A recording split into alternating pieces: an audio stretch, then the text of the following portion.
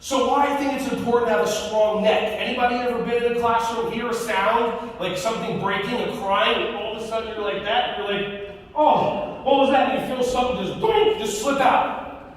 Anybody ever sleep wrong? What is that? But you wake up and you're like, okay, this is interesting. But here's the thing. If you don't have strong neck muscles, then there's no reason that the vertebrae in your neck are going to stay where you want them. By the way, when you go to the gym, did your trainer, did the nutritionist, whoever tell you, did you do your neck strengthening today? No. So what I'm going to do is I'm going to show you how to strengthen your neck. It's something so simple, it'll take you 30 seconds, and 95% of you won't do it. Ready? How many of you just went, I'll do it? Right. Take one hand, put it on your forehead. Anybody remember Biff's? Back in the day, Biff? Anybody Biff's remember? Okay, so take your hand, breathe in, breathe out, push your head into your hand into your head. 5, 4, 3, 2, 1. Relax. How many of you felt your neck muscles tighten?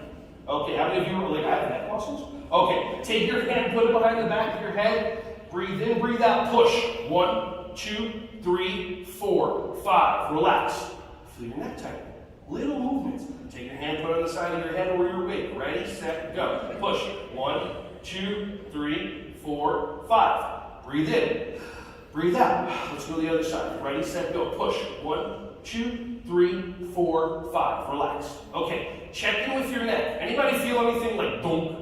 Just go in, yeah. So now, how long did that whole process take? 5 seconds, 5 seconds, 5 seconds, 5 seconds, and then me, blah, blah, blah, blah, blah. 30 seconds. So what would stop you from doing this, and this 30 seconds a day in the shower or at home or with the kids? What would stop you? You know what will stop you? Your brain.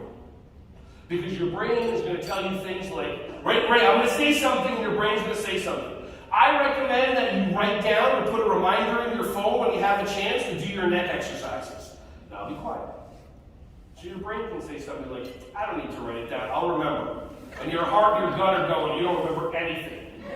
But you still do it because you want to be right. Because when you say, I don't need to write it down, wow, that neck exercise really looks good. I don't want to be one of these people that has their hump in their neck and they're auditioning for the Hunchback of Notre Dame, and I can actually help myself. I can make my neck stronger so that if somebody hits me from behind, even if I'm stationary, then instead of when my neck goes when somebody hits you from behind, like one of those crash test dummies, your neck muscles immediately go, and you hold on and you don't have neck problems.